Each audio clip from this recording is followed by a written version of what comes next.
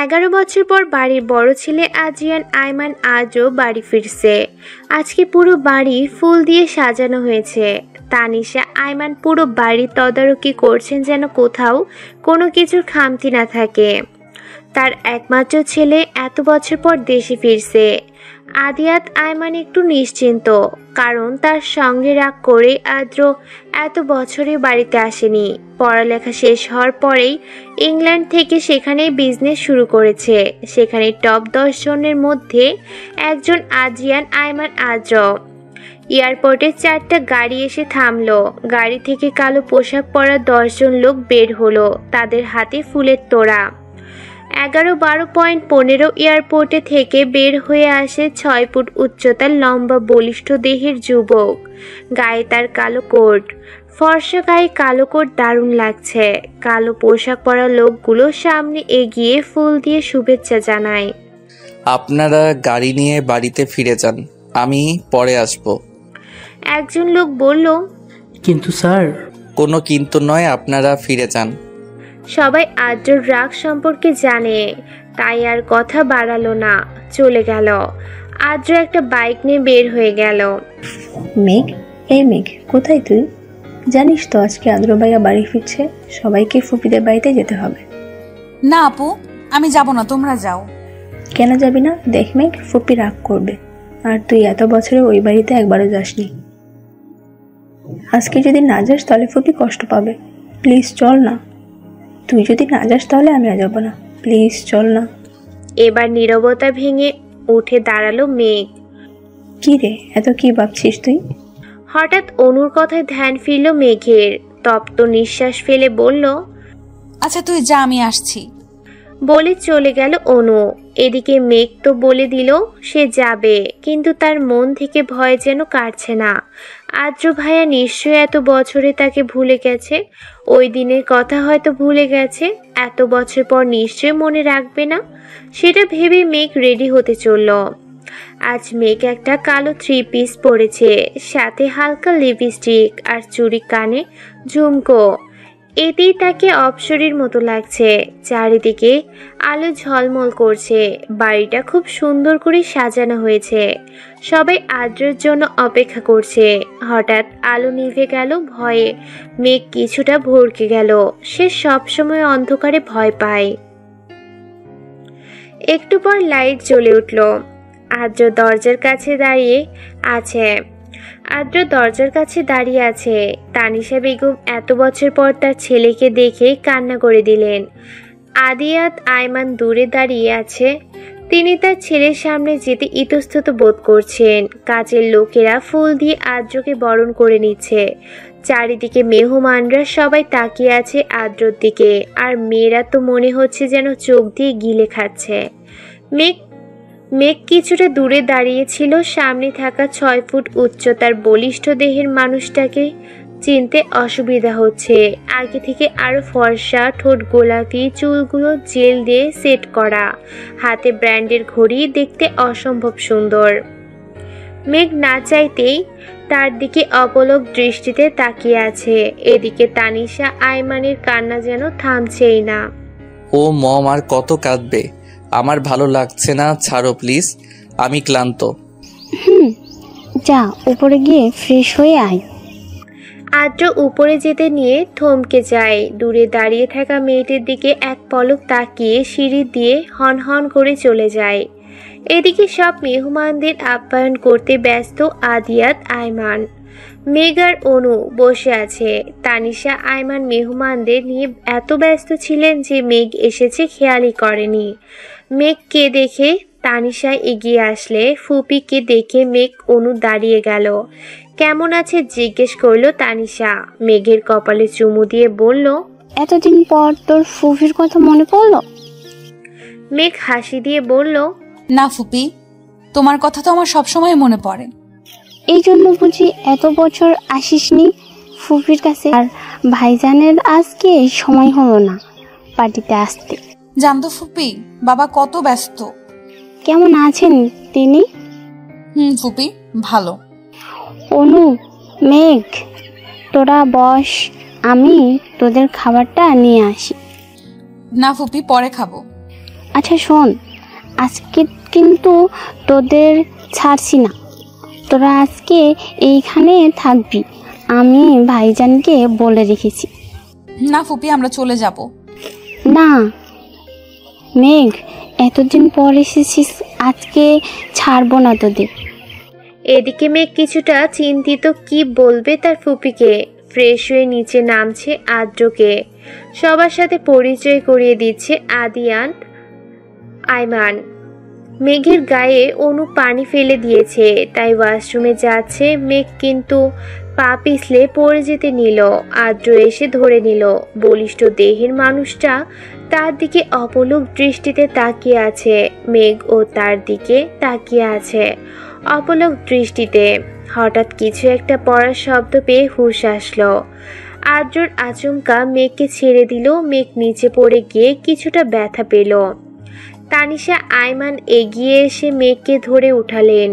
মেঘ সাবধানে হাঁটবি তো, দেখছিস কিভাবে পড়ে গেলি। অদ্রিত তুই ওকে ধরে আবার ফেলে কেন দিলি? মম, এই মেয়েটাকে? ও তোর ছোট মামার মেয়ে মেঘ, ভুলে গিয়েছিস ছোটবেলায় তোরা একসাথে কত ঝগড়া করতি। মম প্লিজ, তখন কার সাথে কি করেছি কিছু মনে নেই আমার। আর এই মেয়ে, তুমি কি ঠিক মতো হাঁটতে পারো না? মেঘ রাগে গজগজ করছে। তাকে ধরতেই বা বলল কে, ছাড়তেই বা বলল কে? ছেড়েই যদি দিবি তাহলে ধরতে কেন গেল? নিচে পড়ে তার কোমর শেষ। বাদর হনুমান মনে মনে বিড়বিড় করে বলছে মেঘ। এই মেয়ে, কি বলছি শুনছো না? হঠাৎ আদ্রর কথায় হুঁশ ফিরে মেঘের। মনে মনে আর কয়েকটা বকা দেয় মেঘ। সেদিন আদ্রের বাড়ি থেকে অনু আর মেঘ চলে আসে। ফুপি কিছুতেই রাজি হচ্ছিল না। পরে মেঘ তাকে মায়ের অসুস্থতার কথা বুঝিয়ে চলে আসে। ভোরবেলা থেকে বৃষ্টি শুরু হলো। সকালের ঘুম আর ভাঙছিল না মেঘের। এদিকে মা ডাকাডাকি করছে। ঘুমের ঘোরে শুনতে পেল, তাড়াতাড়ি ওঠ, ভার্সিটিতে যাবি না? ঘুম ঘুম চোখে ঘড়ির দিকে তাকিয়ে দেখলো বেলা 8:30 বাজে। মেঘ চিন্তিত হয়ে পড়ল, কখন রেডি হবে, কখন নাস্তা খাবো এবং ভার্সিটিতে যাব। তড়িঘড়ি করে বিছানা থেকে উঠলো মেঘ। দ্রুত রেডি হয়ে বের হলো। মা আর অনু ডাইনিং টেবিলে বসে আছে। মা, তুমি একটু আগে ডেকে দিতে পারলে না? বলতে বলতে ডাইনিং টেবিলে বসলো মেঘ। তোকে 7টা থেকে ডাকছি। অনু, তুই কি আজ ভার্সিটিতে যাবি? না মেঘ, আজ যাবো না, তুই যা। অনু আর মেঘ দু বোন। অনু অনার্স 3য় বর্ষে আর মেঘ 1ম বর্ষে। নাস্তা করে বাইরে এসে দেখলো তুমুল বৃষ্টি হচ্ছে। কোনো রিক্সাও আশেপাশে দেখছে না মেঘ। হঠাৎ একটি রিক্সার দেখা পেল মেঘ, কিন্তু 50 টাকার ভাড়া 150 টাকা। অগত্যা রাজি হয়ে রিক্সায় উঠে পড়ল মেঘ। রিক্সাওয়ালার ছোট পলিথিন দিয়ে নিজেকে ঢাকার চেষ্টা করল মেঘ, কিন্তু ভার্সিটিতে পৌঁছাতে ভিজে জুবু ঢুবু হয়ে গেল। মনে মনে তার বান্ধবী উষাকে বকা দিল। তার জন্য আজকে এই বৃষ্টির মধ্যে তাকে ভার্সিটি যেতে হচ্ছে। ভার্সিটিতে ঢোকার কিছু সময় পর বৃষ্টি থেমে গেল। মেঘ ভার্সিটির ভিতরে লাইব্রেরি রুমে অপেক্ষা করছে উষার জন্য। হঠাৎ পিছন থেকে উষা মেঘকে ডাক দিল। কিরে, তুই তো পুরো কাক ভেজা হয়ে আসছিস। কিছুটা রেগে বলল, এত সময় লাগে তোর? নিজেই আসতে বললি, এখন এসে দেখি তোর কোনো খবরই নেই। সরি মিক, বৃষ্টি তো সেই জন্য দেরি হয়ে গেছে। তোর ওই সরি তোর কাছে রাখ, আমার শরীর পুরো ভিজে গেছে। আর কি দরকারি কথা বলবি যা তোর ফোনে বলা যাচ্ছিল না, এখানেই বলতে হবে? উষা কিছুটা চিন্তায় পড়ে গেল। কি করে বলবে মেঘকে নীলের কথা, সেটা ভাবতে লাগলো। হঠাৎ মেঘের ডাকে হুঁশ আসলো উষার। কি বলবি বল উষা। বলছি, আসলে আমি মানে কি আসলে আসলে আমি একজনকে ভালোবাসি মেঘ।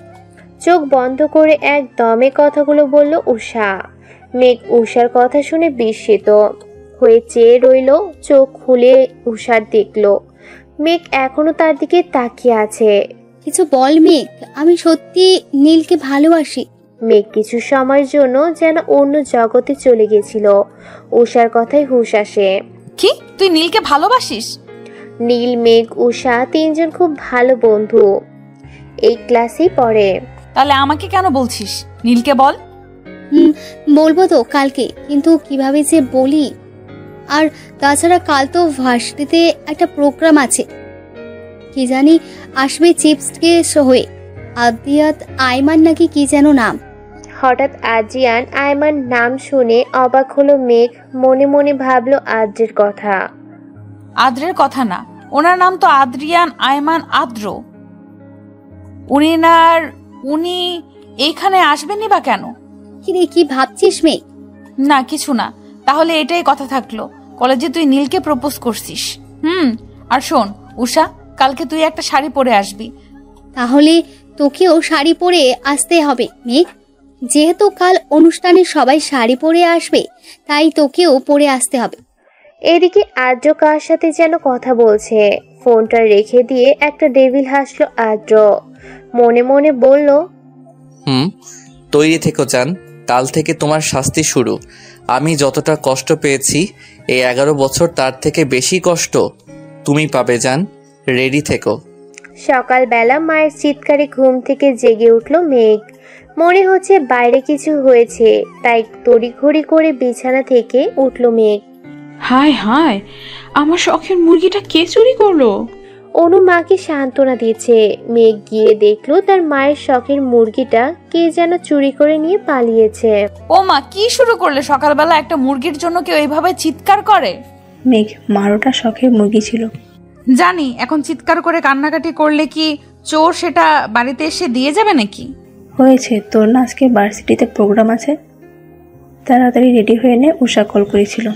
মেঘ হাতে নীল চুড়ি, কানে ঝুমকো, কপালে টিপ, হালকা লিপস্টিক, কাজল, এতটুকুতেই মেঘ অপরূপ সুন্দর লাগছিল। চুলগুলো খোলা হাওয়ায় উঠছিল। অনু মেঘের ফোন দিতে এসে আয়নার মেঘের প্রতিবিম্ব দেখে বলল, বাহ মেঘ, তোকে তো আজ পুরীর মতো লাগছে। ঘুরে তাকালে বলল, তাই বুঝি? অনু মেঘের কাছে এসে কপালে চুমু দিয়ে বলল, অনেক সুন্দর লাগছে। ভার্সিটির সামনে দাঁড়িয়ে আছে উষা। মেঘ রিক্সা ভাড়া মিটিয়ে উষার সামনে এসে দাঁড়ালো। কিরে মেঘ, আজকে তো তোকে পুরো হুড়পড়ির মতো লাগছে। আমি যদি ছেলে হতাম তাহলে এখনই উঠিয়ে নিয়ে চলে যেতাম। উষা থাম, আর তোকেও তো আজ কম সুন্দর লাগছে না। নীল তোকে দেখলেই পাগল হয়ে যাবে। সত্যি বলছিস? সত্যি। কথা বলতে বলতে ভার্সিটিতে ঢুকলো মেঘ উষা। চারদিকে বেলুন আর ফুল দিয়ে সাজানো হয়েছে। স্টেজের দিকে চোখ পড়ল মেঘের, যেখানে একটা নাম ঝলঝল করছে। নামটার দিকে এক পলক তাকিয়ে তপ্ত নিঃশ্বাস ফেলল মেঘ। মেঘ দেখ, মেয়েরা আজকে এত সেজেগুজে বসে আছে, মনে হচ্ছে কারোর জন্য অপেক্ষা করছে। এবার চল। দেখে মনে হচ্ছে কারো আসার অপেক্ষা করছে। কালো পাঞ্জাবি পরে নীল আসছে মেঘেদের কাছে। উষা তার দিকে অপলক দৃষ্টিতে তাকিয়ে আছে। কিরে, তোদের আসতে এত লেট হলো কেন? আমরা তো কখন এসেছি, তোর তো কোনো দেখা নেই। জানিস তো আজকে আমার উপর কত দায়িত্ব। ভাইয়া সব দায়িত্ব আমাকে বুঝিয়ে দিয়েছে, এত দায়িত্ব সামলে আসতে দেরি হয়ে গেল। নীলের বড় ভাই ভার্সিটির প্রিন্সিপাল, আর আজকে তো আদ্রিয়ান আয়মান আসছে, সেজন্য মেয়েরা আজ সেজে গুজে হাজির হয়েছে। হাজারো মেয়ের ক্রাশ হচ্ছে আদ্রিয়ান আয়মান, টপ বিজনেসম্যানদের মধ্যে একজন। তাছাড়া তিনি ভার্সিটিতেই ডোনেশন দেন। আজকে চিফ গেস্ট হয়ে আসছেন আদ্রিয়ান আয়মান, আর অনেক নামি দামি লোকজন আসবে। একটা ছেলের জন্য এতগুলো মেয়ে সেজে গুজে বসে আছে। মেঘ জানিস তো, আদ্রিয়ান আয়মানকে দেখার অনেক শখ আমার। ওনার কথা আমি শুনেছি, কিন্তু দেখিনি কখনো। থাম তুই, একটা ছেলের জন্য এরকম করছিস? আর তুই না আজকে নীলকে প্রপোজ করবি, ভুলে গেলি?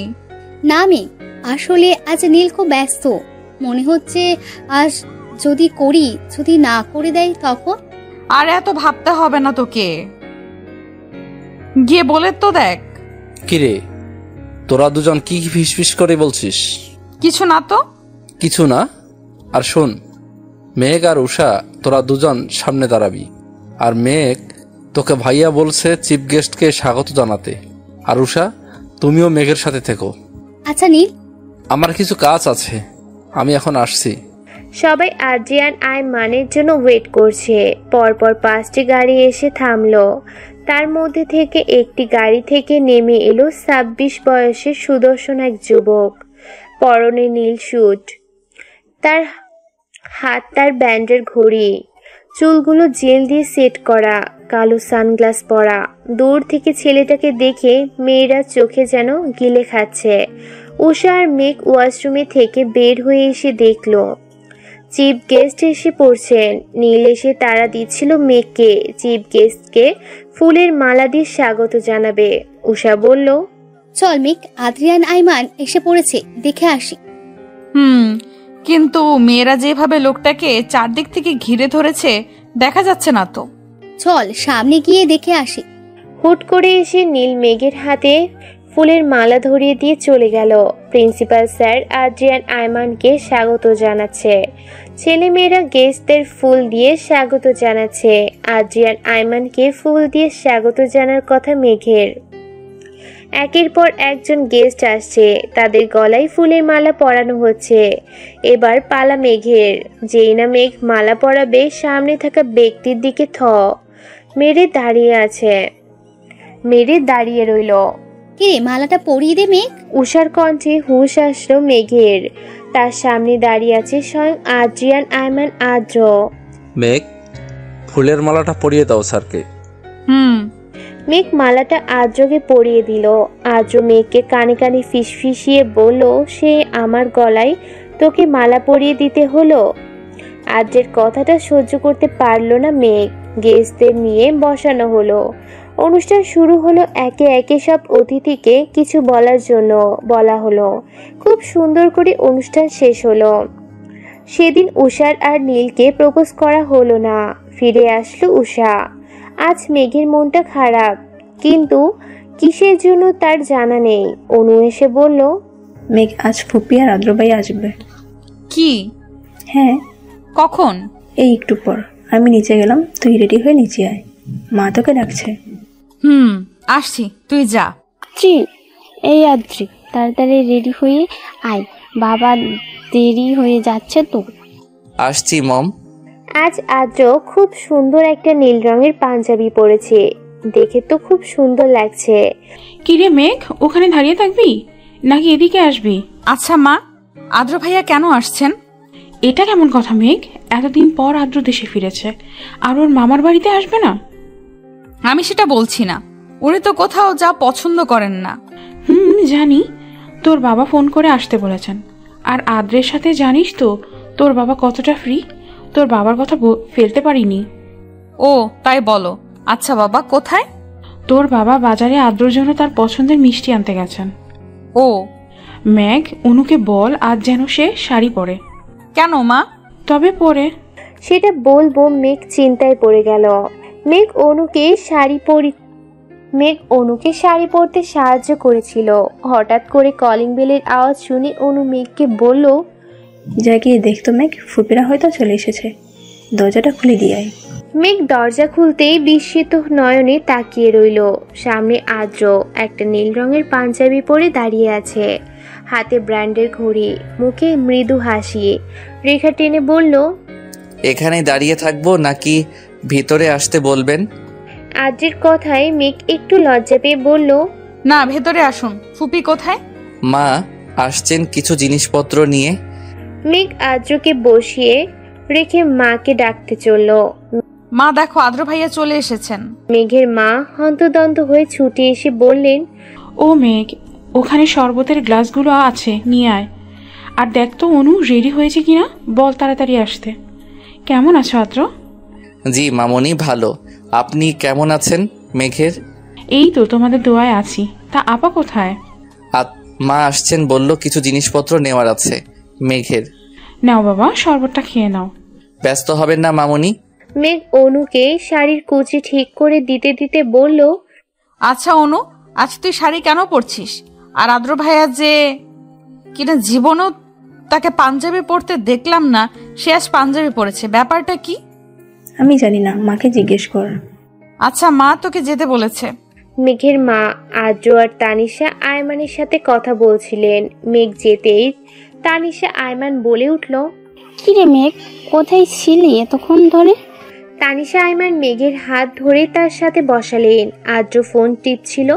আদ্রের মা বলে উঠল, জানিস মেঘ, তুই যদি অনুর থেকে বড় হতি তাহলে তোকেই আমার ছেলের বউ বানাতাম। কিন্তু তুই ছোট, অনুর আগে তো তোকে তোর মা বাবা বিয়ে দিবেন না, তাই চাইতেও পারলাম না। তানিশা আইমানের কথায় মেঘ অবাকের চরম পর্যায়ে পৌঁছে গেল। তার মস্তিষ্কে কথাগুলো যেন ঠিকমতো পৌঁছালো না। কি বললে ফুপি? কিছুই তো বুঝতে পারলাম না।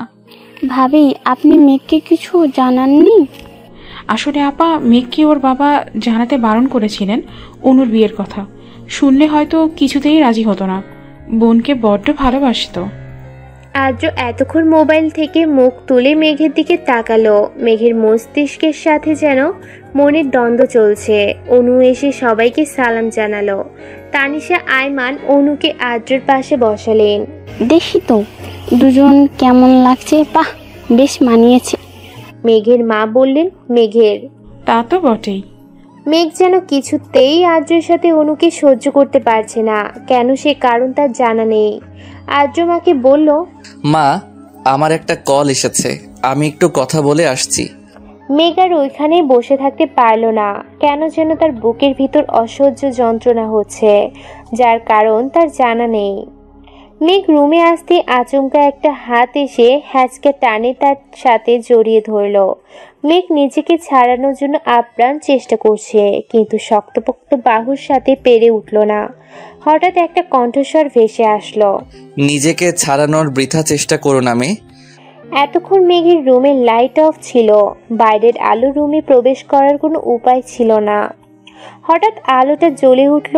মেঘ আর কাউকে দেখতে পেল না, তবে কে তাকে জড়িয়ে ধরেছিল এটা তার বোধগম্য হলো না। এদিকে মেঘের মনে অজানা এক কষ্ট অনুভব করছে। সে কেন এই কষ্ট জানা নেই তার। মেঘের মা আদ্রের বিদায় দিয়ে অনুকে মেঘের রুমে পাঠালো। হঠাৎ এভাবে চলে আসার কারণে মেঘ বেলকনিতে দাঁড়িয়েছিল। পিছন থেকে কারো হাতের স্পর্শে ফিরে তাকালো। কি রে, এভাবেই চলে আসলি যে? এমনি। মেঘ, তোর কি কোনো কারণে মন খারাপ? কেন বলো তো? না, তোকে দেখে মনে হচ্ছে তোর মন ভালো নেই। মেঘ উত্তর দিল না, তপ্ত শ্বাস ফেললো। অনু আর কিছু বলল না, চলে গেল। মেঘ আজ অনেকদিন পর উষার সাথে দেখা করলো। মেয়েটা বড্ড বুদ্ধিমতী। চট করে মেঘের মন খারাপ বুঝে গেল, তবে সে প্রকাশ করলো না। সে জানে মেঘ বরাবরই চাপা স্বভাবের। ও যদি নিজ থেকে কিছু বলছে নিশ্চয় কোনো কারণ আছে, তাই জিজ্ঞেস করলো না।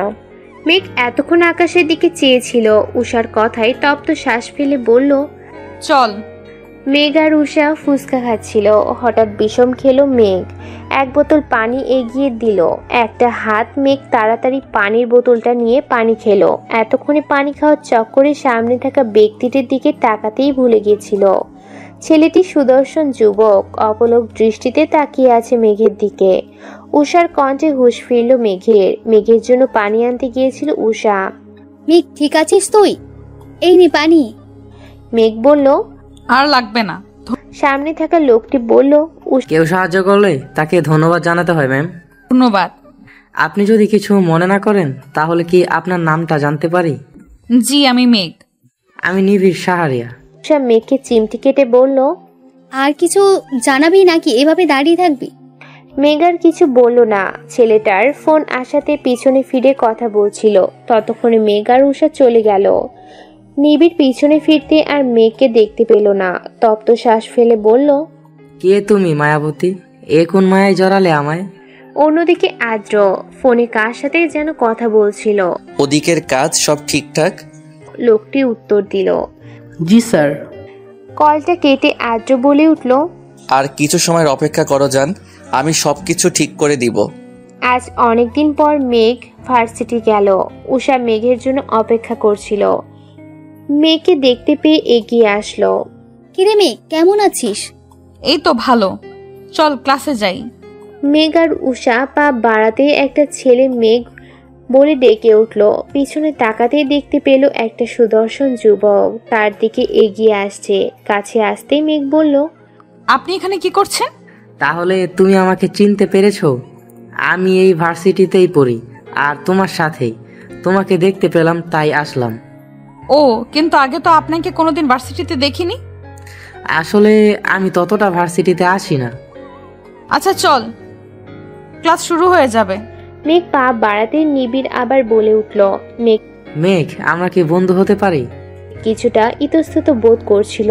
উষা বলল, আচ্ছা ঠিক আছে, কোনো সমস্যা নেই, আজ থেকে আমরা ফ্রেন্ড হলাম। চলো ক্লাসে যাই। ক্লাসে মেঘ আর উষা একই সাথে বসলো, পিছনে নিবিড় বসলো। ক্লাসে স্যার আসতেই সবাই দাঁড়িয়ে উঠল। মেঘ যেন বিস্মিত নয়নে তাকিয়ে রইল। Sit down please. সবাই বসে পড়লেও মেঘ এখনো দাঁড়িয়ে আছে। উষা মেঘের হাতে চিমটি কেটে বলল, কিরে মেয়ে, দাঁড়িয়ে আছিস কেন?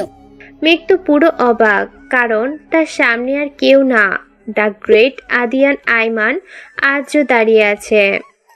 আর্য মেঘকে ধমক দিয়ে বসতে বলল। মেঘ উষাকে জিজ্ঞেস করলো, উনি এখানে? উষা বলল, উনি তো আমাদের নতুন টিচার হিসেবে জয়েন করেছে, জানিস তো, খুব রাগী। আর তুই কি ওনাকে চিনিস নাকি? হ্যাঁ, উনি আমার কাজিন হয়। তবে আর কাউকে বলবি না, আদ্র ভাইয়া ব্যক্তিগত লাইফ আলাদা রাখতে পছন্দ করেন। তো স্টুডেন্টস, তোমাদের গতকাল যে পড়া দিয়েছি সেগুলো কি কমপ্লিট হয়েছে? আর যে না পারো তারা ক্লাসের বাইরে গিয়ে দাঁড়াও। মেঘ প্রায় অনেকদিন ভার্সিটিতে আসে না, তাই পড়াশোনাও ঠিক মতো করা হয় না, তাই সে ক্লাসের বাইরে দাঁড়িয়ে রইল। আর্য মেঘের দিকে একবার তাকিয়ে আবার সবাইকে জিজ্ঞেস করলো, তো বাকি সবার পড়া কমপ্লিট? হঠাৎ নিবিড় বলে উঠল। স্যার, আমার পড়া হয়নি। তাই সে ক্লাসের বাইরে এসে মেঘের সাথে দাঁড়ালো। মেঘকে অন্য ছেলের পাশে দেখে আজের বুকে ভেতরটা হঠাৎ কেঁপে উঠল। নিবিড় মেঘকে বলল, আচ্ছা মেঘ, তুমি কি স্যারকে পছন্দ করো? হঠাৎ নিবিড়ের কথায় বিস্মিত নয়নে তাকালো। আসলে ওই সময় তুমি যেইভাবে তাকিয়েছিলে। না, তেমনটা নয়, স্যার আমার কাজিন হয়। ও আচ্ছা, তাই বলো। আদ্র স্যার তোমার ভাই হয়, আগে বলবে না? আমি জানতাম না উনি এখানে জয়েন করেছে। ও তাই বলো। আদ্র ওদের কথা বলতে দেখে বলল, তোমাদের কি আমি কথা বলার জন্য বাইরে দাঁড় করিয়ে রেখেছি? কাল থেকে আমার ক্লাসে পড়া শিখে আসবে। আজ তোমাদের কিছু বললাম না, যাও ভিতরে গিয়ে বসো। আদ্র ক্লাস শেষ করে চলে গেল। উষার আজকে কি একটা কাজ আছে বলে আগেই চলে গেল, তাই মেয়েকে আজকে একাই ফিরতে হবে। পিছন থেকে নিবিড় বলল, চলো মেঘ, আমি তোমাকে আজ ড্রপ করে দিয়ে আসি। মেঘ সরাসরি না বলতে পারলো না। নিবিড়, আপনি চলে যান, আমি যেতে পারবো। আরে চলো না প্লিজ। মেঘ আর কিছু বলল না। মেঘ আর নিবিড়কে একসাথে দেখে একজোড়া চোখ থেকে যেন আগুন ঝরছে। মনে হচ্ছে যেন সে আগুন সব কিছু জ্বালিয়ে পুড়িয়ে শেষ করে দিবে। মেঘ বাড়ি ফিরতেই অনু বলে উঠল, মেঘ, জানিস তো ভার্সিটিতে আদ্র ভাইয়া জয়েন করেছে? জানি, আজকে তো দেখলাম। বলেই চলে গেল। ফ্রেশ হয়ে বারান্দায় দাঁড়িয়েছিল মেঘ। পিছন থেকে অনু বলে উঠল, মেঘ, তোর কি মন খারাপ? না তো। তাহলে এখানে দাঁড়িয়ে আছিস কেন? ভালো লাগছে না। মেঘ, মা বলেছে আদ্র ভাইয়া যেহেতু তোর ভার্সিটিতে জয়েন করেছে, তোদের সামনে পরীক্ষা, তাই কিছুদিনের জন্য তোকে পড়াতেই বলেছে। উনি কি রাজি হয়েছেন? বলেছে কাল থেকে আসবে। মেঘ অনেক দিন আগের কথা ভাবতে লাগলো। মেঘের যখন 10 বছর, তখন আদ্র তাকে পড়াতো। মেঘ সব সময় আদ্রকে বলতো, আদ্র ভাইয়া বড় হয়ে আপনাকে বিয়ে করব, খুব ভালোবাসবো আপনাকে, আমায় বিয়ে করবেন তো? তখন আদ্র ধমক দিয়ে বলতো, মেঘ, তুমি এখনো ছোট, আর এসব কথা যেন তোমার থেকে না শুনি। এসব বললে আমি আর তোমাকে পড়াবো না। পরের দিন থেকে মেঘকে আর পড়াতে আসলো না আদ্র। মেঘের খুব কষ্ট হয়েছিল আদ্র তাকে পড়াতে না আসায়। পরে মাকে জিজ্ঞেস করতে বলল, ছেলেরা কোথাও যেতে পারে না, বন্ধু বান্ধবদের সময় দিতে পারে না, তাই আর পড়াতে আসবে না।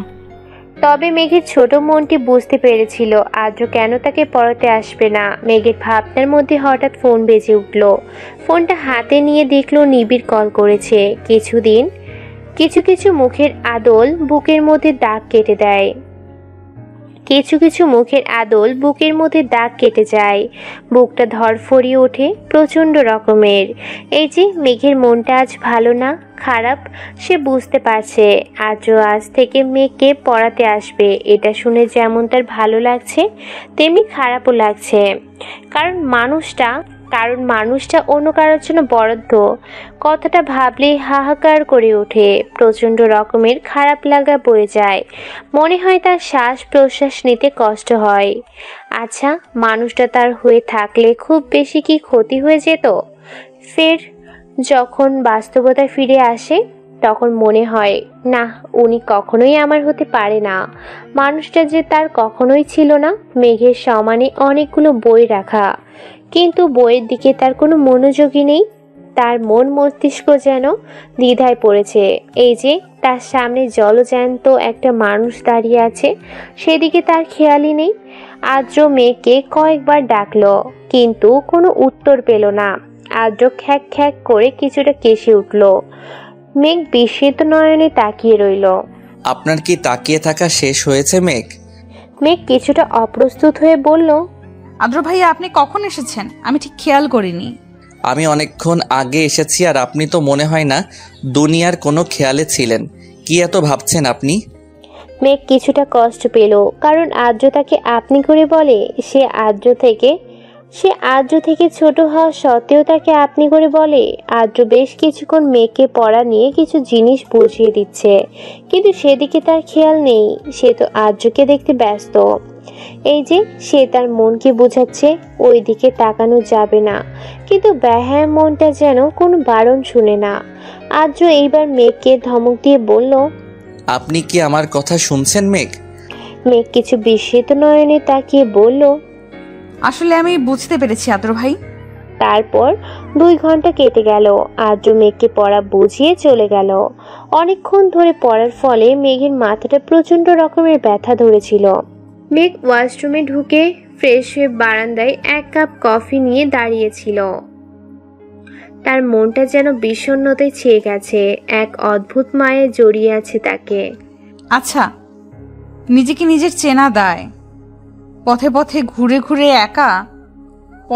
ঘুরে একা হতাশা মেরুদণ্ডের বক্রতা। কি খুঁজি, কারে খুঁজি? হেরে যাই, হারিয়ে যাই, ভুলে যাই, নিজেকে নিজের চেনা দায়। তপ্ত শ্বাস ফেলল মেঘ।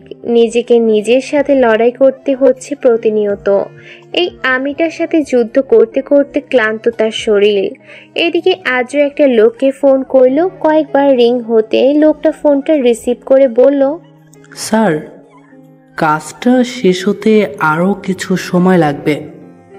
আদ্র মুখটা রাগে গজগজ করছে। আর কত সময় লাগবে? ফোনটা কেটে দিয়ে ফোনটা মেঝেতে ছুঁড়ে ফেললো।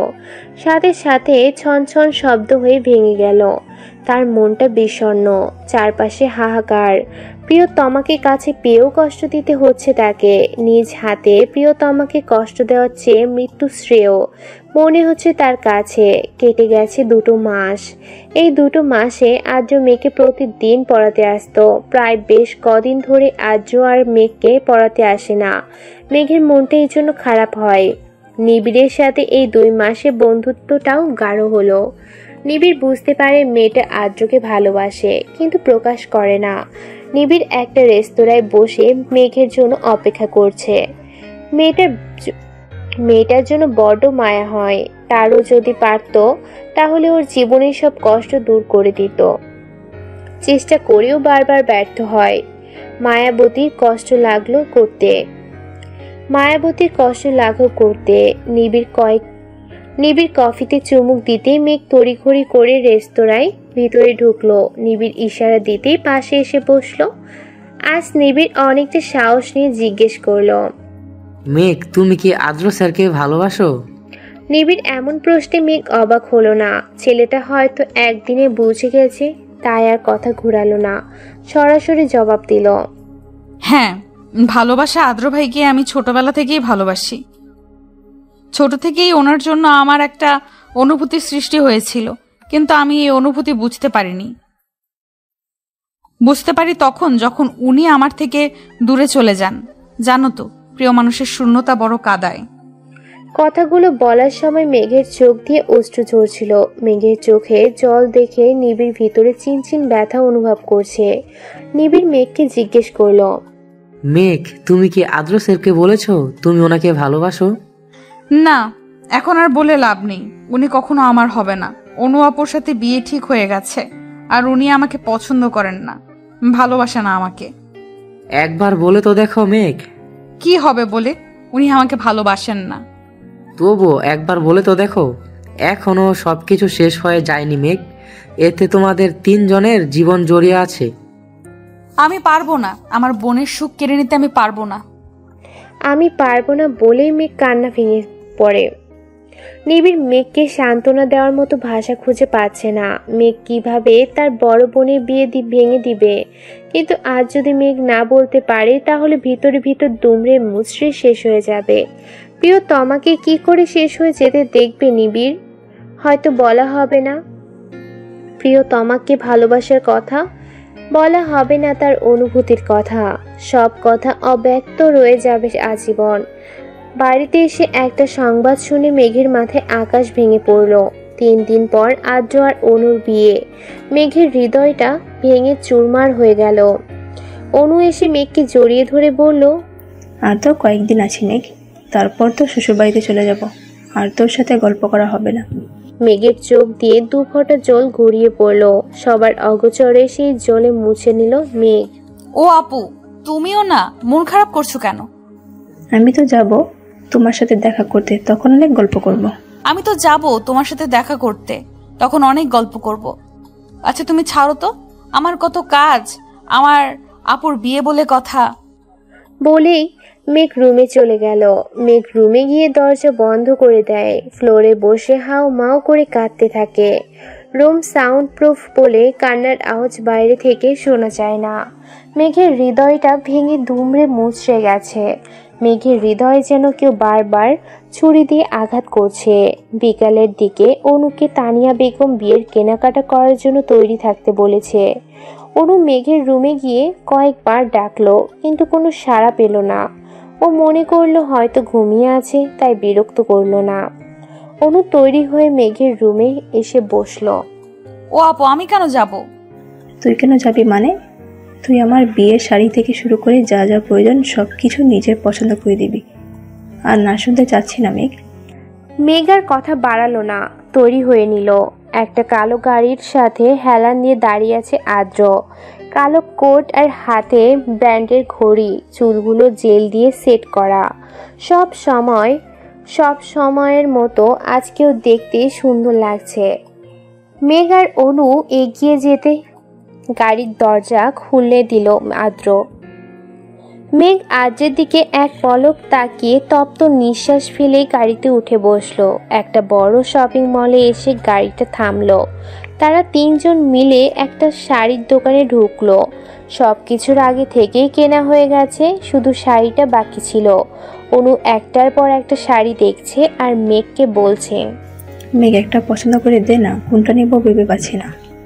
আদ্র অনুকে বলল, আপনাদের এখানে না পছন্দ হলে অন্য দোকানে দেখতে পারেন। না না, আসলে কোনটা নেব ভেবে পাচ্ছি না। মেঘের নজর গেল একটা কালো শাড়ির দিকে। মেঘের কাছে লাল কালারটা ভালো লাগে, তবে কালো শাড়িটা যেন অসম্ভব সুন্দর লাগছে আজকে। মেঘ শাড়িটা অনুকে দেখিয়ে বলল, দেখো তো ওটা কেমন। অনু শাড়িটার দিকে একবার তাকিয়ে বলল, অনেক সুন্দর, কিন্তু ওটা তো কালো, আর বিয়েতে কালো পরবো না মেঘ। তারপর আরো বেশ কয়েকটা শাড়ি থেকে একটা পছন্দ করল অনু। আপনারা যান, আমার একটা ইম্পর্টেন্ট কল করার আছে, আমি আসছি। আজও মেঘের পছন্দের শাড়িটা কিনে নিল। বাইরে এসে দেখলো মেঘ আর অনু দাঁড়িয়ে আছে। যাওয়া যাক। কথাগুলো লিখে ডায়েরিটা বন্ধ করলো মেঘ। কাল অনুর গায়ে হলুদ। মেহমানরা আজ থেকে আসা শুরু করে দিয়েছে। অনু মেঘের রুমে এসে দেখেও চুপচাপ বসে রয়েছে। কি রে, এভাবে মন খারাপ করে বসে আছিস কেন? কি সব আবল তাবল বলছো? মন খারাপ করে কেন থাকবো? তাহলে রুমে বসে আছিস কেন? ও আপু, ভালো লাগছে না। অনুকে জড়িয়ে ধরে বলল, তুমি কি আমাকে ভুলে যাবে আপু? শোন, ভুলে যাব কেন? আমি কি দূরে কোথাও যাচ্ছি? আর আমি কি আমার এই ছোট্ট পাখিটা কি বলতে পারি? আর তুই মন খারাপ করবি না একদম। তুই যদি মন খারাপ করে বসে থাকিস তাহলে আমারও মনটা খারাপ হয়ে যাবে। মেঘ, আপুর বিয়েতে কই হই হুল্লার করবে তা না, রুমে বসে শোক পালন করছে। কথাটা বলতে বলতে রুমে ঢুকলো নিবিড়। আপনি এখানে? তুমি দাওয়াত দিতে ভুলে গেলেও আন্টি কিন্তু ভুলেনি। আমার তো মনে হচ্ছে তুমি না আন্টি আমার ফ্রেন্ড। আসলে আমি বলবো ভেবেছিলাম, বলা হয়ে ওঠেনি। আচ্ছা, তোমরা দুজন কথা বলো, আমি যাই। আমার ফ্রেন্ডরা কখন আসবে কল করে জিজ্ঞেস করতে হবে। মেঘ, তোমাকে এইভাবে ভালো লাগছে না? তোমার অধর কোণের হাসিটা নেই কেন? বিষণ্ণতায় জীবনটা ছেয়ে গেছে নিবিড়।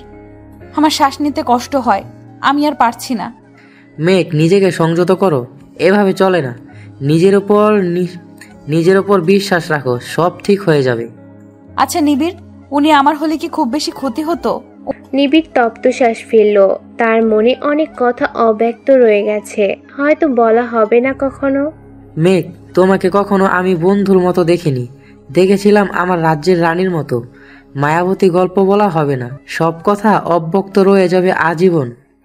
কালকে গায়ে হলুদের কোথায় কি হবে সেটা বুঝিয়ে দিচ্ছে তানিশা আইমান। আদিয়াত আইমান আদ্র কোথায় গিয়েছে জিজ্ঞেস করলেন। একটা বড় রেস্টুরেন্টে বসে আছে আদ্র, সাথে তার ভাই, যার সাথে ছোট থেকে বড় হয়েছে, ভাইয়ের থেকে বেশি বন্ধু, যার কাছে আদ্র সব কথা মন খুলে বলতে পারে। কি বল অদ্র, সে কখন এয়ারপোর্ট থেকে এসেছি, চুপ করে বসে আছিস কেন? আদ্র তপ্ত শ্বাস ফেলে বলল, কাল গায়ে হলুদ, মাঝখানে যদি একটা ভুল হয়ে যায় তাহলে আমাদের তিনজনের জীবন তছনছ হয়ে যাবে। এতদিন ভয় না করলেও এখন কিছুটা নার্ভাস ফিল করছি। আচ্ছা, মেয়েকে বলেছিস মনের কথা, নাকি এভাবে আরো নিজেকে কষ্ট দিবি? তুই এভাবে থাকলে ভালো থাকবি না অদ্র, এভাবে তোর ভালো থাকবে না। আমি চেষ্টা করছি সব কিছু ঠিক করার, কিন্তু বাবা যদি মেঘের কোনো ক্ষতি করে দেয়, আমি আমার জীবন নিয়ে ভাবি না, কিন্তু মেঘের কিছু হয়ে গেলে আমি বাঁচতে পারবো না। জয় তাকিয়ে আছে এক প্রেমিক পুরুষের দিকে, যে কিনা তার জীবনের থেকে বেশি ভালোবাসে তার প্রিয়তমাকে। আদ্র আর জয় বাড়িতে ফিরতেই তানিশা আইমান আদ্রকে জিজ্ঞেস করলেন, এত দেরি হলো? আসলে মা, আমি আর জয় শপিং মলে গিয়েছিলাম। তুমি আলো না হও, আদার হয়ে থেকে যাও আমার জীবনে প্রতিটা রাত, তবুও তুমি থেকে যাও আমার ঘোর লাগা মেঘ জড়ানো ভালোবাসায়। তোমার নামে সন্ধ্যা নামক আমার এই জীবনে। চারদিকে আলো ঝলমল করছে, মেহমানদের আনাগোনা বাড়ছে। অনু ওর ফ্রেন্ডদের সাথে পার্লারে গেছে, বাচ্চারা হইচই আনন্দে মেতে উঠছে। গায়ে হলুদের অনুষ্ঠান নিজ নিজ বাড়িতেই হবে। মেঘ, তুমি তৈরি হবে কখন? মেঘ পিছনে ঘুরে তাকাতেই দেখতে পেল সুঠাম দেহের অধিকারী একজন সুদর্শন যুবক, পরনে নীল পাঞ্জাবি, হাতে ব্র্যান্ডের ঘড়ি, চুলগুলো জেল দিয়ে সেট করা, অসম্ভব সুন্দর লাগছে। ও নিবিড়, এত লেট কেন হলো? লেট হয়নি ম্যাম, আর তুমি এখনো তৈরি হওনি? যাও তাড়াতাড়ি তৈরি হও। এই তো তৈরি হওয়ার জন্য যাচ্ছিলাম। অনুকে স্টেজে এনে বসানো হয়েছে, একে একে সবাই হলুদ দিয়ে যাচ্ছে। অনু তার কাজিনদের মেঘের কথা জিজ্ঞেস করেছিল কয়েকবার, বলেছে মেঘ তৈরি হচ্ছে। দূরে নিবিড় দাঁড়িয়ে আছে। হঠাৎ একটা মেয়ে এসে নিবিড়ের পাশে দাঁড়ালো। নিবিড় এক পলক তাকিয়ে আবার চোখ সরিয়ে নিল। এই যে মিস্টার, নাম কি? আমাকে বলছেন? যেহেতু আপনি এখানে দাঁড়িয়ে আছেন তো আপনাকেই বলছি। ও, আমি নিবিড় সাহারিয়া, মেঘের ফ্রেন্ড। ও, আমি তানিশা, মেঘের কাজিন। তো আপনি দাঁড়িয়ে আছেন কেন? আসলে মেঘের জন্য ওয়েট করছি, ও আসলে একসাথে যাব। মেঘ একটা হলুদ কালারের লেহেঙ্গা পরেছে, হাতে চুড়ি, হালকা লিপস্টিক, চোখে কাজল, সিম্পল মেকআপ, কানে ঝুমকো, সবকিছু ঠিকঠাক করে আয়নার সামনে দাঁড়ালো। হঠাৎ আলো নিভে গেল। মেঘ আলো নিভে যাওয়াতে ভয় পেল, তবে বাইরের কিছুটা আলো আসছে, তার মানে কি ওর রুমের লাইট নষ্ট হয়ে গেল? আচমকা একটা হাত এসে হ্যাঁচকে টান দিয়ে নিজের সাথে মিশিয়ে নিল। মেঘ আচমকা টান দিয়ে ওতে ভীত হলো, নিজেকে ছাড়ানোর আপ্রাণ চেষ্টা করলো, তবে লম্বা দেহের অধিকারী মানুষটার সাথে পেরে উঠল না। মেঘের কানের সামনে একটা কণ্ঠস্বর ফিসফিসিয়ে বলল, নিজেকে ছাড়ানোর বৃথা চেষ্টা করো না মেয়ে। আচ্ছা, এইভাবে সেজেছ কেন? আমাকে মাতাল করতে? আমি তো এমনিতেই মাতাল তোমার মাতাল করা ভালোবাসায়। কণ্ঠস্বরটা শুনে মেঘ ভীত হলো। কারো আসার শব্দ শুনে লোকটা মেঘকে ছেড়ে দিল। মেঘ যেন হাঁপ ছেড়ে বাঁচল। মেঘ, তুমি কি ভিতরে আছো? কে? ও নিবিড়, আমি নিবিড়। ও নিবিড়। নিবিড় রুমে ঢুকে দেখতে পেল লাইট অফ। তোমার রুমে লাইট অফ কেন? জানি না, হঠাৎ লাইট চলে গেল। রুমের লাইট জ্বলে উঠল। নিবিড় মেঘের দিকে তাকাতেই দেখলো যেন কোনো পরী পৃথিবীতে নেমে এসেছে। অপলক দৃষ্টিতে তাকিয়ে রইল। কি হলো, চলো। মেঘের কথায় হুঁশ ফিরল নিবিড়ের। হ্যাঁ, যাচ্ছি। অনুকে মেঘ আর নিবিড় হলুদ ছোঁয়ালো। অনুকে তার বান্ধবীরা মিলে মেহেদি পরিয়ে দিচ্ছে। মেঘ আর নিবিড় একসাথে বসে রয়েছে। মেঘ, তুমি মেহেদি কখন লাগাবে? নিবিড়, আমি মেহেদি লাগাবো না, ভালো লাগছে না। ও মেঘ, প্লিজ এভাবে মন খারাপ করে থেকো না। কারো জন্য জীবন থেমে থাকে না। আমার জীবন তো থমকে রয়েছে নিবিড়। তপ্ত শ্বাস ফেল নিবিড়। উঠে গিয়ে হাতে করে একটা মেহেদি নিয়ে আসলো। মেঘ নিবিড়ের হাতে মেহেদি দেখে জিজ্ঞেস করলো, তুমি মেহেদি দিবে? না ম্যাম, আপনাকে দিয়ে দিব। মানুষ বলে যার মেহেদির রং যত লাল হয় তার বর তাকে তত বেশি ভালোবাসে। তুমি মেহেদি দিতে পারো? মেঘের হাতে নিবিড় মেহেদি পরিয়ে দিচ্ছে। দূর থেকে এক জোড়া চোখ তীক্ষ্ণ দৃষ্টিতে তাকিয়ে রয়েছে। তার চোখ দিয়ে যেন আগুন ঝরছে। তুমি তো অনেক সুন্দর করে মেহেদি দিতে পারো। পছন্দ হয়েছে? তানিশা মেঘের পাশে এসে বসলো। মেঘের উদ্দেশ্যে বলল, মেঘ আজকে আমি তোর রুমে থাকবো, আর অনু আপু ওর ফ্রেন্ডদের সাথে থাকবি বলেছে। আচ্ছা। বাহ, তোর হাতের মেহেদির ডিজাইনটা তো খুব সুন্দর হয়েছে। কে দিয়ে দিল? ও জানিস তো, নিবিড় খুব সুন্দর করে মেহেদি দিতে পারে, ও আমাকে দিয়ে দিল। তো মিস্টার নিবিড়, শুধু নিজের ফ্রেন্ডকে মেহেদি দিলে হবে? কাজিনরা কোথায় যাবে? ও মিস তানিশা, আপনি দাঁড়ান, আমি মেহেদি নিয়ে আসছি। অনুষ্ঠান শেষ হয়েছে প্রায় 1 ঘন্টা আগে। অনু আর পারছে না, খুব টায়ার্ড লাগছে। তাই ওর বান্ধবীকে বলে, তোরা গিয়ে শুয়ে পড়, আমি ফ্রেশ হয়ে আসছি। অনু ফ্রেশ হয়ে আসতে লাইট অফ হয়ে গেল। হঠাৎ একজোড়া হাত এসে মুখ রুমাল দিয়ে চেপে ধরলো। সাথে সাথে অনু অজ্ঞান হয়ে গেল। অনেক রাত হয়েছে বিধায় এদিকটায় মানুষ নেই বললেই চলে। লোকটি সহজেই অনুকে বের করে আনতে পারলো। বাইরে একটা কালো গাড়ি দাঁড়িয়ে রয়েছে। লোকটি অনুকে সেই গাড়িতে উঠিয়ে দিল। নিজে ড্রাইভিং সিটে এসে বসে পড়ল। গাড়ি চলছে আপন গতিতে। রাতে পূর্ণিমার চাঁদের দিকে তাকিয়ে আছে মেঘ। মুগ্ধ নয়নে তাকিয়ে দেখছে পূর্ব আকাশের বুকে দ্বাদশী চাঁদ অপরূপ সুধাদ নিয়ে জেগে উঠতে। চাঁদনি রাতের প্রকৃতি এক মায়াময় সৌন্দর্যের অধিকারী। আকাশের বুক থেকে জ্যোৎস্নার রাশি ছড়িয়ে পড়ে সমস্ত পৃথিবীর বুকে, আর জাগিয়ে তোলে মোহময় রূপ মাধুর্য। জ্যোৎস্নার অজস্র ধারায় স্নাত হয় নীরব প্রকৃতি। দুচোখ দিয়ে অশ্রু গড়িয়ে পড়ছে মেঘের। আজই তার শেষ কান্না, আর সে কাঁদবে না। তাকে এগিয়ে যেতে হবে, নিজের জন্য না হলেও তার পরিবারের জন্য। আলো আধারে স্নিগ্ধ মিতালিতে ঝলমল করে ওঠে জ্যোৎস্না প্লাবিত রাত। এমন রাতের অস্পষ্ট মায়ালোকে নিমজ্জিত থাকে প্রকৃতি। জ্যোৎস্নার আলো ছড়ায় নৃত্য প্রকৃতি প্রেমী। হাত পা বাঁধা অবস্থায় একটা মেয়েকে অন্ধকার ঘরে আটকে রাখা হয়েছে।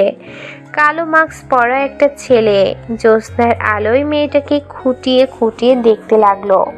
চাঁদের মায়াবী আলোয় মেয়েটার সৌন্দর্য দ্বিগুণ ফুটে উঠেছে। ছেলেটার মেয়েটাকে ভালোভাবে দেখে মনে মনে বলল, তোমার মতো এক মায়াবতীকে আমার রাজ্যে রানী করার কথা ভেবেছিলাম, এখন মনে হচ্ছে কি জানো? স্মিথ হেসে বলল, আমার কাছাকাছি পেয়ে গেছি। জ্যোৎস্নার আমিও সুধা মেঘের শরীরের উপর লুটোপুটি খাচ্ছে, আর মেঘ মুগ্ধ হয়ে আকাশের পানে চাঁদের দিকে তাকিয়ে আছে। চোখ দিয়ে পড়ছে অজস্র অশ্রুকণা। সেদিকে তার খেয়ালই নেই। সে মুগ্ধ নয়নে তাকিয়ে আছে প্রকৃতির পানে। জ্যোৎস্নার অপরূপ সৌন্দর্যের মাঝে জ্যোৎস্নার উপরে পড়া নিস্তব্ধতা। রোমান্টিক স্মৃতির জগতে নিয়ে যায়। জ্যোৎস্নার এই অপরূপ সৌন্দর্য না দেখলে হয়তো অপূর্ণ রয়ে যাবে জীবন। আজ সারা রাত হয়তো এভাবেই কেটে যাবে। মেঘের চোখ দিয়ে অশ্রুকণা ঝরছে। মেঘের চিৎকার করে বলতে ইচ্ছে করছে, হে পৃথিবী, যাকে পাবো না তাকেই কেন ভালোবাসলাম? পাবো না জেনেও কেন তার পিছু ছুটলাম? আমার ভাগ্যে কেন তাকে লেখা হলো না? কথাগুলো যেন স্তব্ধ হয়ে রয়ে গেছে মেঘের মাঝে। সে নির্ভীক, তার কথা যেন আটকে গেছে। তার কাছে বেঁচে থাকা যেন দুষ্কর হয়ে গেছে। যদি আত্মহত্যা করা পাপ না হতো তাহলে সে নিঃসন্দেহে তা বেছে নিত। এই অসহ্য যন্ত্রণা তাকে কুরে কুরে খাচ্ছে। তার কাছে অসহ্য যন্ত্রণা থেকে মৃত্যু শ্রেয় বলে মনে হচ্ছে। আজ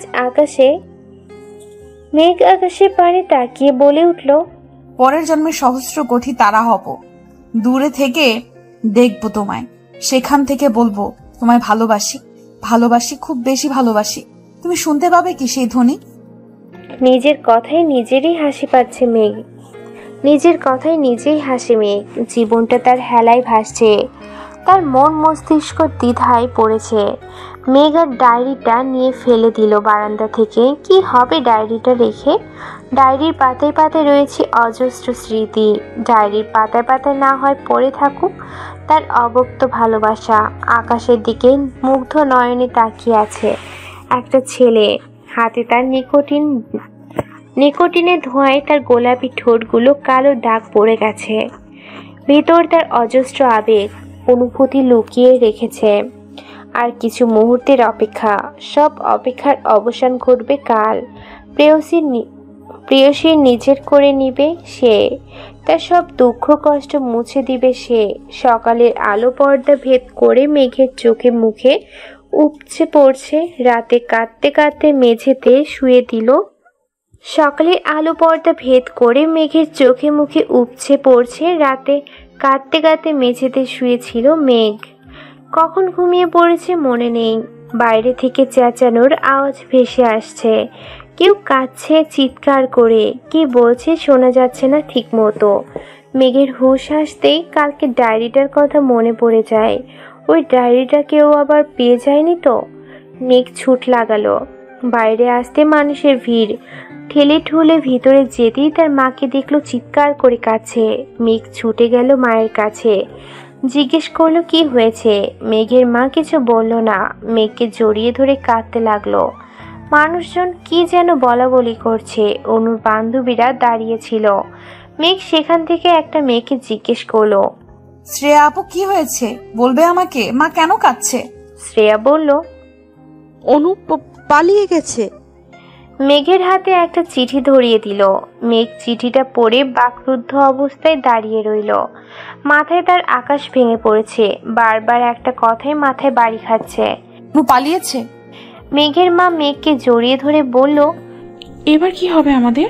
তোর বাবার মান সম্মান তো থাকবে না। আর তোর ফুপি যদি জানতে পারে খুব কষ্ট পাবে। তাদের সম্মান নষ্ট হয়ে যাবে। এত মেহমানের সামনে আমাদের সম্মান নিঃশেষ হয়ে যাবে মা। মেঘ কিছু বলার ক্ষমতা হারিয়ে ফেলেছে। সব কিছু এলোমেলো লাগছে তার কাছে। অনু কার সাথে পালিয়ে গেল আর কেনই বা গেল? জীবন বড়ই বিচিত্র। মেঘের আজকে পৃথিবীর সবচেয়ে বেশি খুশি হওয়ার কথা ছিল। তবুও তার মনে ভয় হচ্ছে, যদি আদ্র এই বিয়েটা মেনে না নেয় তখন কি হবে? মেঘ ভাবতে লাগলো আজকের দিনটার কথা।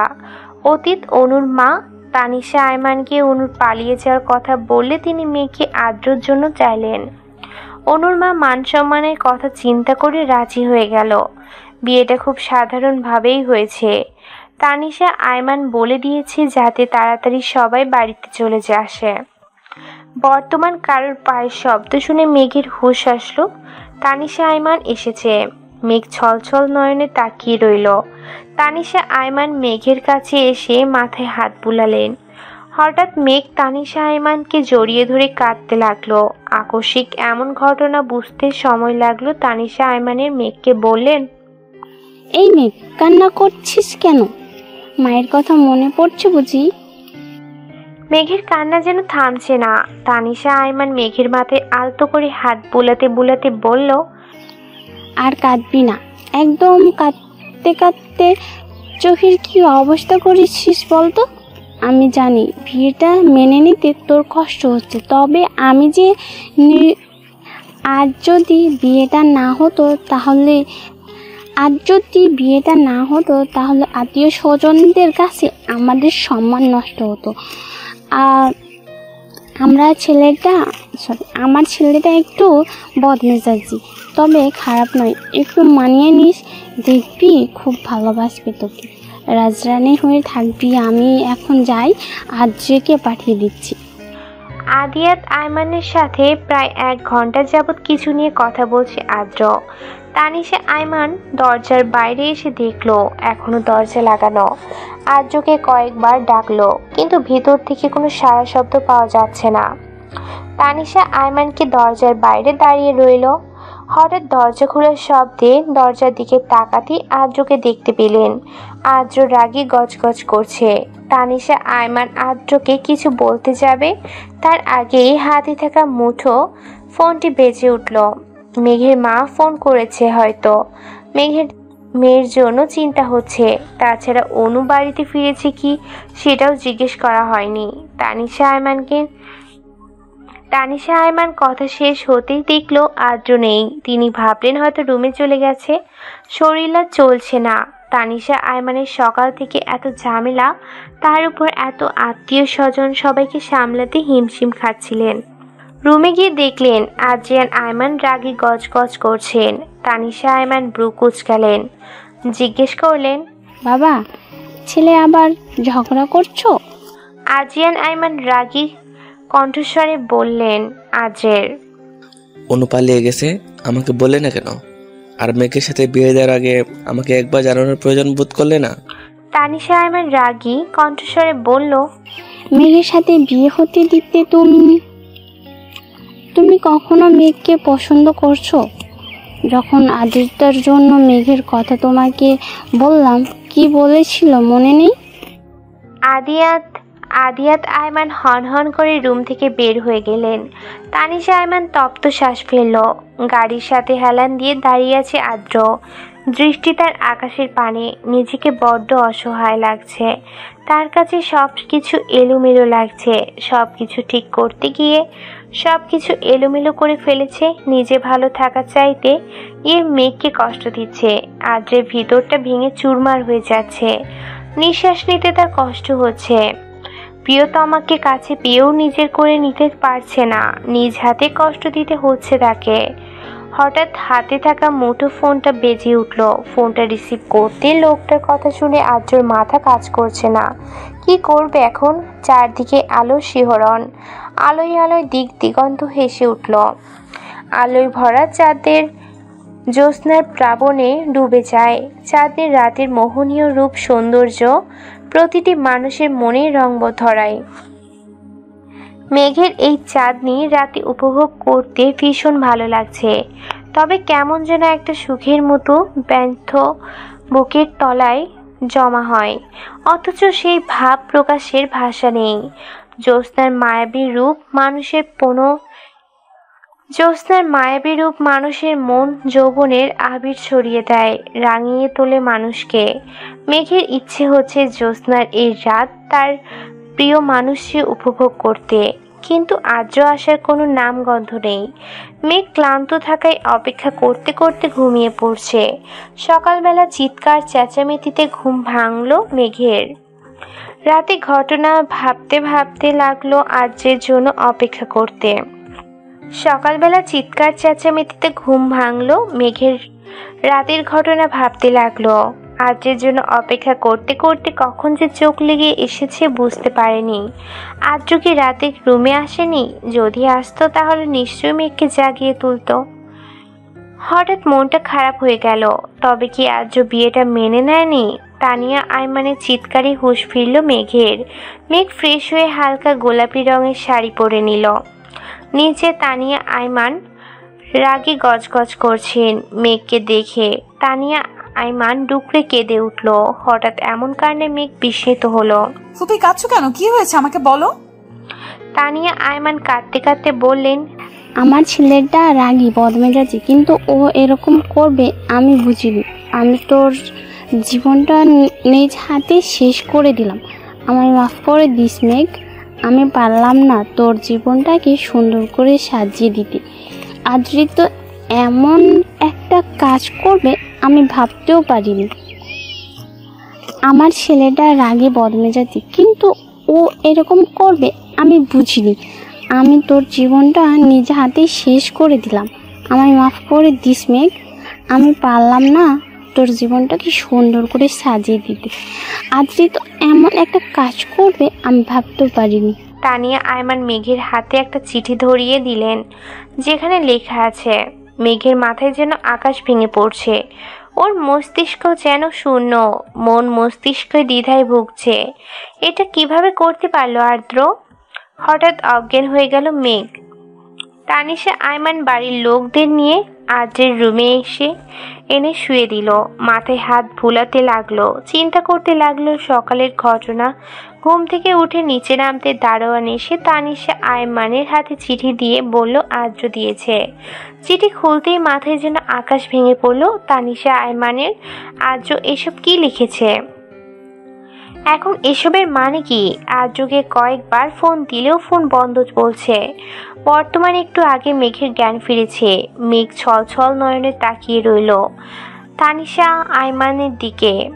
ফুপি, আমি কি এতটাই খারাপ যে আমাকে ভালোবাসা যায় না? তানিশা আয়মানের মেঘে জড়িয়ে ধরে বলল, এসব কি বলছিস মেঘ? তুই খারাপ হতে যাবি কেন? আমি তো মনে করি তাদের ভাগ্য খারাপ যে তোকে মেনে নিতে পারিনি। মেঘের চোখ দিয়ে অজস্র অশ্রু ঝরছিল। মেঘের জীবনটা কেমন এলোমেলো হয়ে গেছে, সবকিছু ছন্নছাড়া। তার জীবন যেন হেলায় ভেসে চলেছে। কেটে গেছে 2 বছর। এই 2 বছরেও এমন একটি দিনও নেই যে দিন মেঘ আদ্রকে মনে করেনি, এমন একটি দিনও নেই যে দিনও কান্না করেনি। তবে দিন শেষে কারোর জীবন কারোর জন্য থেমে থাকে না। মেঘ উষার বিয়ের জন্য তৈরি হচ্ছে। উষা অবশেষে তার ভালোবাসার মানুষটাকে নিজের করে পাচ্ছে। মেঘেরও ইচ্ছে ছিল আদ্রকে নিয়ে ভালো থাকার, কিন্তু আদ্র তো চায়নি। কথাটা ভাবতেই বুকের ভিতরটা ছ্যাদ করে উঠল মেঘের। ভাবতে লাগলো সেই দিনটার কথা। অতীত। আদ্র চলে গেছে প্রায় 2 সপ্তাহ হবে। এই 2 সপ্তাহ মেঘ রুম থেকে বের হয়নি, নিজেকে রুমের মধ্যে বন্দি করে রেখেছিল। তানিশা আয়মান মেঘের মাকে সব জানানোর পর ওরা মেঘকে নিয়ে যেতে চেয়েছে, কিন্তু মেঘ যায়নি। তানিশা আয়মান আদ্রর উপর রাগ করে আর ফোন করেনি। তানিশা আয়মান মেঘকে জোর করেনি, বলেছিল আজ থেকে তুই আমার মেয়ে হয়ে থাকবি। নিবিড় মেঘের বিয়েটা মেনে নিতে পারেনি। পরে যখন মেঘের এই অবস্থা কথা জানতে পেরেছে, ও মেঘকে এই অবস্থা থেকে বের হয়ে আসতে সাপোর্ট করেছে। তারপর প্রায় 1 মাস পর অনু বাড়িতে এসেছে। সবাই অনুকে অনেক অপমান করে। অনুর মা ওকে মেনে নিতে চায়নি। মেঘের এই অবস্থার জন্য অনুকে দায়ী করেছে। অনু সবকিছু মেনে নিয়েছে। কেন পালিয়ে গেছে এই প্রশ্নের জবাব অনু দেয়নি। সবকিছু এড়িয়ে গেছে। কেটে গেছে প্রায় 5 মাস। আদ্র চলে যাওয়ার পর প্রায় 5 মাস মেঘ নিজেকে সবার থেকে আড়াল করে রেখেছে। এই 5 মাস নিবিড় সব সময় মেঘকে সাপোর্ট করেছে। মেঘ অনার্স কমপ্লিট করেছে। আদ্র চলে যাওয়ার পর তানিশা আয়মান মেঘকে কতবার বলেছে তুই আবার নিজের জীবনটাকে সুন্দর করে গুছিয়ে নে নতুন কারোর সাথে, কিন্তু মেঘ চায়নি। বর্তমান মেঘের ভাবনা ব্যাঘাত ঘটালোতে থাকা মুঠোফোনের আওয়াজে। নিবিড় কল করেছে, কখন বের হবে জানতে চাইছে। মেঘ আজকে খুব সুন্দর করে সেজেছে। নীল রঙের শাড়ি, হাতে নীল চুড়ি, চোখে কাজল, সিম্পল মেকআপ, দেখতে খুব সুন্দর লাগছে। অনু তড়িঘড়ি করে মেঘের রুমে ঢুকলো। মেঘ অনুর দিকে তাকাতেই অনু হা হয়ে মেঘের দিকে তাকিয়ে রইল। মেঘ অনুকে এভাবে হা হয়ে তাকিয়ে থাকতে দেখে জিজ্ঞেস করলো, কি হয়েছে? মেঘ, তুই জানিস আজকে তোকে কত সুন্দর লাগছে? আজ তোকে যে দেখবি সেই ফিদা হয়ে যাবে। আজ কতদিন পর তুই এত সুন্দর করে সেজেছিস। খুব সুন্দর লাগছে, পুরো পরীর মতো লাগছে। হয়েছে, তুমি কখন যাবে? ও জানিস তো মেঘ, জয় এখনো তৈরি হয়নি। আমি কতবার ফোন করে বলেছি তাড়াতাড়ি আসতে, ও এখনো আসছে না। একটা কথা বলো, তুমি কি সেদিন জয় ভাইয়ের সাথে পালিয়েছিলে? অনু নিরুত্তর। মেঘ এই নিয়ে বহুবার এই প্রশ্নটা করেছে, কিন্তু কোনো উত্তর দেয়নি অনু। মেঘ বলল, আচ্ছা ঠিক আছে, আমি জয় ভাইয়াকে বলে দিব যাতে আমার এই সুন্দরী আপুটাকে আর ওয়েট না করায়। আমি যাচ্ছি, তুমি জয় ভাইয়ার সাথে তাড়াতাড়ি এসো, নিবিড় আমার জন্য ওয়েট করছে। বাইরে একটা কালো গাড়ির সাথে হেলান দিয়ে দাঁড়িয়ে আছে নিবিড়। নীল পাঞ্জাবি, হাতে ব্র্যান্ডের ঘড়ি, চুলগুলো জেল দিয়ে সেট করা, কালো সানগ্লাস, দেখতে সুদর্শন যুবক। মেঘ বাইরে বের হতেই নিবিড়ের চোখ পড়ল মেঘের দিকে। নিবিড় অপলক দৃষ্টিতে তাকিয়ে আছে মেঘের দিকে। মেঘ বলল, কি দেখছো? তোমাকে। বলেই হুঁশ এলো নিবিড়ের মানে। এই যে তোমার ড্রেস আমার সাথে মিলে গেল, এইটাই দেখছি। ও চলো তাড়াতাড়ি। হ্যাঁ চলো। চারদিকে আলো ঝলমল করছে, বিভিন্ন রকমের ফুল দিয়ে সাজানো হয়েছে। বিয়ে বাড়ি বলে কথা। মেঘ আর নিবিড় গাড়ি থেকে দাঁড়ালো। নিবিড় বলল, মেঘ তুমি যাও, আমি উষার গিফটটা নিয়ে আসছি। আচ্ছা। মেঘ বাইরে এসে দাঁড়াতে পরিচিত একটা কণ্ঠস্বর মেঘ বলে ডেকে উঠল। মেঘ পরিচিত কণ্ঠস্বর শুনে স্তব্ধ হয়ে রইল। বুকের ভিতরটা ছ্যাদ করে উঠল। মেঘ পিছনে ফিরতে কাঙ্ক্ষিত মানুষটিকে দেখতে পেল না। মেঘ নিরাশ হয়ে ভিতরে গেল। হয়তো সবসময় তার কথা ভাবতে থাকে বলে এরকম করেছে। মেঘ যতই বলুক ও আদ্রর কথা ভাবে না, কিন্তু ওর মন মস্তিষ্ক জুড়ে শুধুই আদ্র রয়েছে। মেঘ ভিতরে যেতে উষা জিজ্ঞেস করলো, এই তোর আসার সময় হয়েছে? এই আমি তোর বান্ধবী, তুই আমাকে একদম ভালোবাসিস না মেঘ? না হলে তুই এটা আমার সাথে কিছুতেই করতে পারতি না। আমার একমাত্র বান্ধবী হয়েও তুই কিভাবে পারলি এত লেট করে আসতে? আচ্ছা সরি, প্লিজ রাগ করিস না। নিবিড় কোথায়? ওর কথা বলিস না, ও তোর গিফট বাড়িতে রেখে চলে এসেছে, সেটাই আবার নিয়ে আসতে গেছে। ও তুই কেন যেতে দিলি মেঘ? পরে কি দেওয়া যেত না? ও বললে শুনতো। আর তোকে যা কি সুন্দর লাগছে উষা। তবে অবশ্য বিয়ে বাড়িতে সবার থেকে বউকেই ভালো লাগে, কারণ সবাই বউকেই দেখে। সেটা না হয় বুঝতে পারলাম, তোর দিক থেকে তো চোখ ফেরানো মুশকিল হয়ে যাচ্ছে। আমি যদি ছেলে হতাম তোকে নিয়ে এখনই গায়েব হয়ে যেতাম। রেস্টুরেন্ট বসে আছে আদ্র আর নিবিড়। নিবিড় নিজের রাগকে কন্ট্রোল করার চেষ্টা করছে। নিজেকে সংযত করে আদ্রকে প্রশ্ন করলো, আপনি এমন কেন করছেন? কেমন বুঝেও কেন এরকম করছেন? আপনি মেঘকে ভালোবাসেন না। তাহলে ছেড়ে দিন। ও চাইলে আমি ডিভোর্স পেপারে সাইন করে দিব। নিবিড় তাচ্ছিল হাসল। তাহলে আজকে ওকে ডাকলেন কেন? আদ্র বিস্মিত নয়নে তাকালো নিবিড়ের দিকে, কিচ্ছু বলল না। নিবিড় তপ্ত শ্বাস ফেলে বলল, আমি জানি আপনি মেঘকে ভালোবাসেন, তবে কেন এরকম করছেন আমার জানা নেই। আমি কারণটা জানার চেষ্টা করব। আসলে বিডিতে একটা কাজের জন্য এসেছিলাম, তো গাড়িতে ছিলাম, হঠাৎ মেঘকে দেখে ডেকে ফেলেছিলাম। আর তুমি ভুল ভাবছো। মেঘ নিবিড়ের সাথে কথা বলছিল। একটা মেয়ে এসে বলল, তোমার নাম মেঘ না? মেঘ মেয়েটির দিকে তাকিয়ে বলল, জি, কিন্তু আপনাকে তো চিনতে পারলাম না। আমি নীলা, আদ্রর ফ্রেন্ড। আমরা একসাথে পড়াশোনা করেছি। তোমাকে সামনাসামনি দেখার অনেক ইচ্ছে ছিল। তোমার ভাগ্য দেখে খুব ঈর্ষা করতে ইচ্ছা করে, জানো? তুমি খুব ভাগ্যবতী। মেঘ যেন স্তব্ধ হয়ে গেছে। সে থই থই জ্বলে যেন মেঘ ভেসে যাচ্ছে। একটু আগে নীলা নামের মেয়েটার কথাগুলো বুকের ভিতর নুয়ে থাকা ভালোবাসার জ্বালাটুকু হাজার খানিক যন্ত্রণা দিচ্ছে। অতীত।